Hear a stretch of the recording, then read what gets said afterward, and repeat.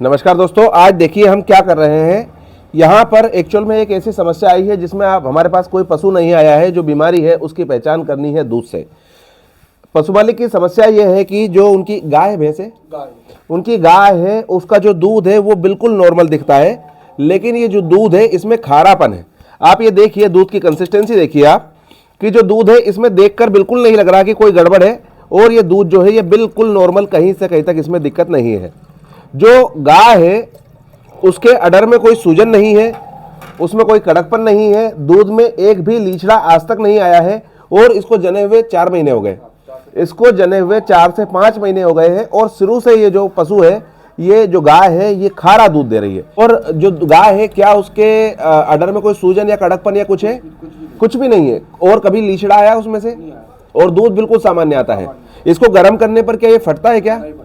अब देखिए, अभी हमारे पास 4 दिन पहले एक केस आया था, उसमें जो दूध था उसका जो स्वाद था वो बिल्कुल नॉर्मल था। जब उसको निकालते थे तो वो बिल्कुल नॉर्मल था, लेकिन जैसे ही उसको गर्म करते थे तो वो फट जाता था। उसमें जब हमने जांच की थी तो उसमें सब क्लिनिकल मास्टाइटिस का केस निकला। फिर हमारे द्वारा उसका ट्रीटमेंट किया गया, और अब वो जो गाय है वो पूरी तरह से ठीक है। गाय तो पहले ही ठीक थी, अब जो उसका दूध है वो भी पूरी तरह से ठीक हो गया है। अब यहां पर समस्या ये है कि ये दूध गर्म करने पे नहीं फट रहा है, लेकिन इसमें जो स्वाद है वो खारापन आ गया है। 2 चीजें हम इसमें चेक करेंगे जिसके आधार पर ये जो दूध है ये खारा होता है। एक तो होता है पीएच जब बदल जाता है पशु का और दूध का, तब भी खारापन थोड़ा सा लगता है। और दूसरी चीज है कि यह भी सब क्लिनिकल मास्टाइटिस का केस हो सकता है। जांचने की विधियां वही है, हम वापस से इसकी जो जांच करेंगे वो करेंगे कैलिफोर्निया मास्टाइटिस किट से। ये देखिए, इस तरह की एक किट होती है। इसमें जब पशु के एक थन में हमें जांच करनी होती है तब उसका उपयोग किया जाता है। अब हमारे पास पशु नहीं है, केवल दूध है, तो हम किसी एक उसमें इसका दूध ले लेंगे और इसकी कंसिस्टेंसी देखने वाले हैं। देखिए, जिसमें 4 ऐसे कप होते हैं और साथ में एक होता है कैलिफोर्निया मास्टाइटिस रिएजेंट। हम क्या करते हैं, जितना दूध लेते हैं उतना ही रिएजेंट डालते हैं। अगर दूध की कंसिस्टेंसी उसमें लचीलापन नहीं आया, वो गाढ़ा नहीं हुआ, मतलब इसमें सब क्लिनिकल मास्टाइटिस नहीं है। लेकिन अगर दूध गाढ़ा हो गया तो ये जांच हो जाएगी कि ये जो केस है ये सब क्लिनिकल मास्टाइटिस का केस है।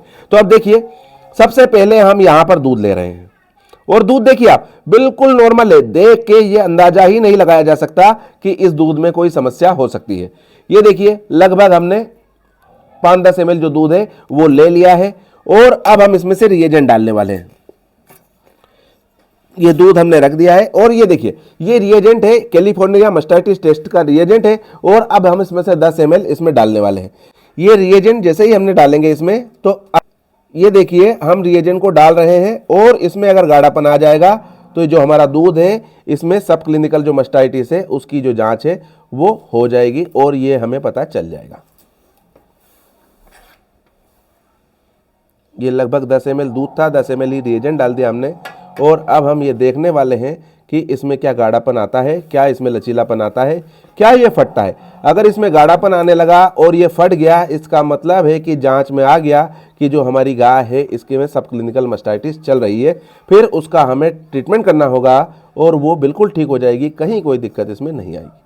आप ये देखिए, जैसे ही हम हिलाते जा रहे हैं जो दूध की कंसिस्टेंसी है वो बढ़ती ही जा रही है। एक कप में थोड़ा सा ज़्यादा हो गया है तो हम निकाल के इसको आधे दूसरे कप में ले लेंगे, और अब हम इसको हिलाते जाएंगे।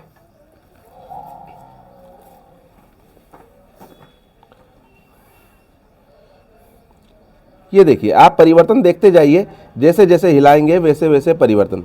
ये जो दूध है इसमें देखिए हल्का सा एक लचीलापन यहाँ पर आने लगा है, और ये इस बात की पुष्टि करता है कि उसमें थोड़ा बहुत जो सब क्लिनिकल मास्टाइटिस है उसके लक्षण हैं।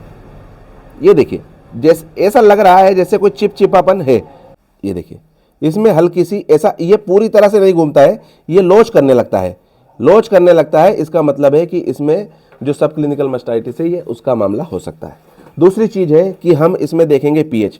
ये इस तरह की एक पीएच स्ट्रिप होती है, और सीधा सीधा इसको दूध में डुबोकर हम देख लेंगे कि हमारा जो दूध है इसका पीएच कितना है। अगर पीएच ऊपर नीचे होता है तो फिर हमें पीएच के अकॉर्डिंगली इसका ट्रीटमेंट करना होगा, और जो हमारा पशु है वो ठीक हो जाएगा, कहीं कोई दिक्कत उसमें नहीं आएगी। ये कंटेनर में दूध है और हमने सीधा सीधा इसको डाल दिया है। ये हमने स्ट्रिप डाली है और इसको अब हम हिलाने लगे हैं। ये जैसे ही सूखेगी तो इस स्ट्रिप की एक विशेषता होती है कि ये कलर चेंज करने लगती है। आप देखिए इस तरह का पैटर्न होता है एक पूरा। अगर इसमें 2 pH से लेके 10.5 pH तक का जो जांच है वो हो जाती है, और ये जब लालपन आता है तो पीएच कम हो जाता है, मतलब एसिडिक हो गया है, और 7 से ऊपर पीएच निकलता है, मतलब वो बेसिक है। अगर इसके ऊपर पीएच है तो फिर हमें सिरका वगैरह जो पशु है उसको पिलाना पड़ता है, और इसके कम है तो फिर हमें सोडा बाइकार्ब मीठा सोडा पशु को देना चाहिए। ये देखिए जांच आ चुकी है, इसका जो कलर है ये लगभग, ये देखिए अब हम इससे मैच करेंगे तो ये जो हमारा पीएच है ये लगभग 7 पे आया है, और ये बहुत खुशी की बात है कि दूध का जो पीएच है वो भी 7 ही होता है। इसका मतलब जो पशु है उसके पीएच में कोई परिवर्तन नहीं है। तो समस्या कहाँ है? समस्या जो आई है वो उसमें सब क्लिनिकल मस्टाइटिस तो वो होती है जिसमें पशु है वो लक्षण दिखा दे, या तो उसमें लीचड़े आने लगे या उसमें कड़कपन आने लगे। इस तरह से वो पशु खुद दिखा देता है कि मेरे थन में समस्या है। लेकिन ये चोर बीमारी है जो दिखती नहीं है, और अंदर ही अंदर ये इन्फेक्शन फैलता जाता है, और उसमें फिर सब क्लिनिकल मस्टाइटिस की हम जो जाँच करते हैं तो इस तरह से जाँच होती है। ये देखिए हम क्योंकि बहुत बार बार फील्ड में करते रहते हैं, इसलिए दूध की जो कंसिस्टेंसी है उसमें थोड़ा भी जो परिवर्तन होता है उसे पकड़ जाते हैं, और आसानी से जो भी व्यक्ति फील्ड में काम करता है वो बहुत 1 सेकंड में समझ जाता है कि ये जो कंसिस्टेंसी है सामान्य से थोड़ी सी थिकनेस आ चुकी है।